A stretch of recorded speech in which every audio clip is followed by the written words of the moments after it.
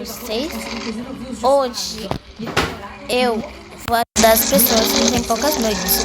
Mas Nicole, você só tem 68 noites. Gente, essa daqui não é a minha conta principal. Então por isso eu só tô com 68 noites. Mas a minha conta original eu tenho 129 noites. Ok.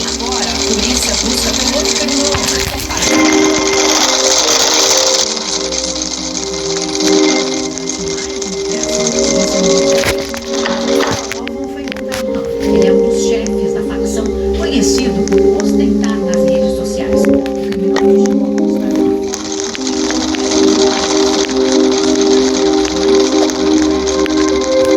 Tá, gente. Vermelho no Rio de Janeiro. Numa ação estratégica, Gente, eu quero que venha aquela a mulher de polícia disse que 57. conseguiu desarticular o grupo que comandava a favela com mãos de Isso.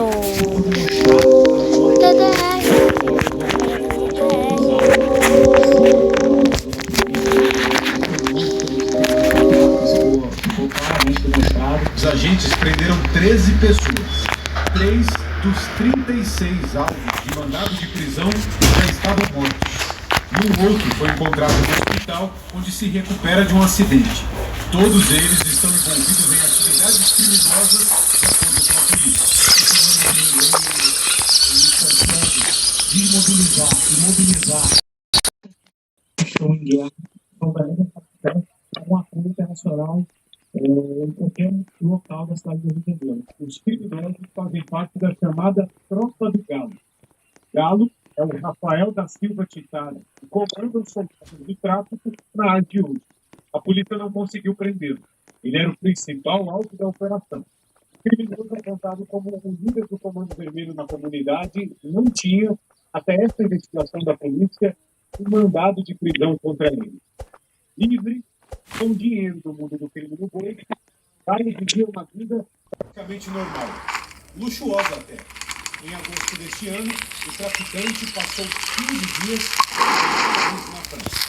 Galo chegou a postar esta foto em frente à Torre Eiffel, um dos maiores pontos turísticos do mundo.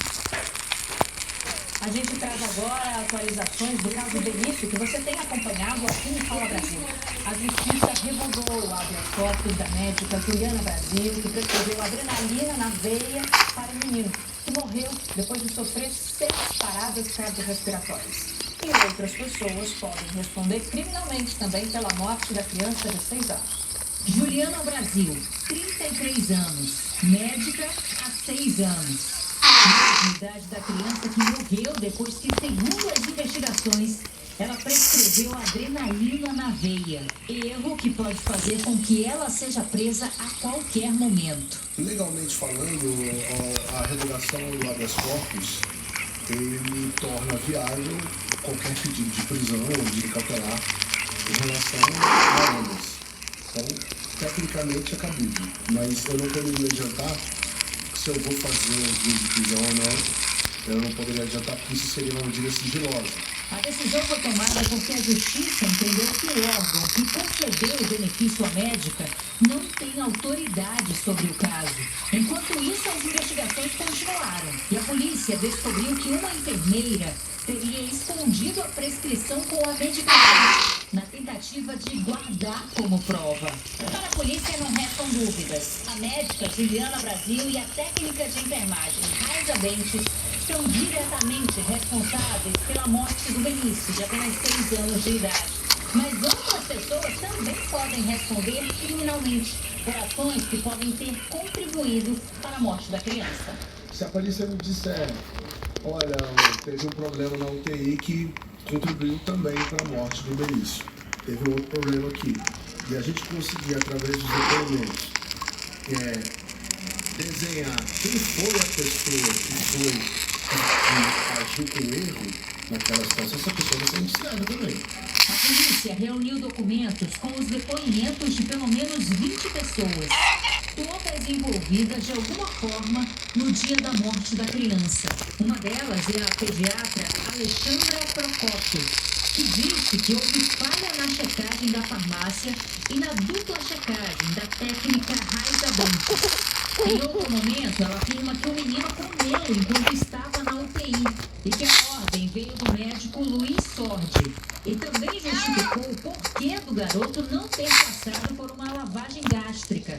Segundo ela, esse procedimento só é realizado em casos de intoxicação gástrica alimentar. Já a coordenadora da UTI neopediátrica do hospital, Ana Rosa Pereira Varela, disse que o médico Luiz Sordi deve ter entendido que havia estabilidade no quadro da criança e que não haveria problema em oferecer comida para Benício. E que o fato de ele ter comido não contraindicaria a intubação. Benício morreu no dia 23 de novembro no Hospital Santa Júlia, após dar entrada com tosse e suspeita de laringite. Após receber 3 ml de adrenalina na veia, o menino foi intubado. Sofreu 6 paradas cardiorrespiratórias e não resistiu. Juliana Brasília e respondem por homicídio doloso. E a médica também responde por falsidade biológica e uso de documento falso. Agora olha essa história. Um médico ficou ofendido e reclamou com o farmacêutico porque o profissional não entendeu a receita dele. Na receita médica, um recado polêmico. Vocês são fracos. Não conhecem Triacin? A mensagem foi escrita por um urologista após um paciente retornar ao consultório pedindo uma nova receita. Isso porque o farmacêutico não conseguiu identificar o medicamento por causa da escrita do médico. A conduta do médico de Vila Velha gerou revolta e indignação entre profissionais e entidades da área da saúde. Além disso, reacendeu o debate sobre o uso de receitas médicas ilegíveis. Segundo o Sindicato dos Farmacêuticos aqui do Espírito Santo, só neste ano mais de 100 receitas ilegíveis foram registradas. Tem risco para os pacientes? Se eu não tenho certeza do que eu estou pensando, eu não posso fazer isso. Porque isso traz para o paciente um risco muito grande. Como a gente já teve alguns casos de medicamentos que foram dispensados errados e trouxe problemas para o paciente, isso cai em cima de quem? Em cima do farmacêutico que dispensa. Daniel é farmacêutico. Também já teve dificuldades com prescrições difíceis de ler.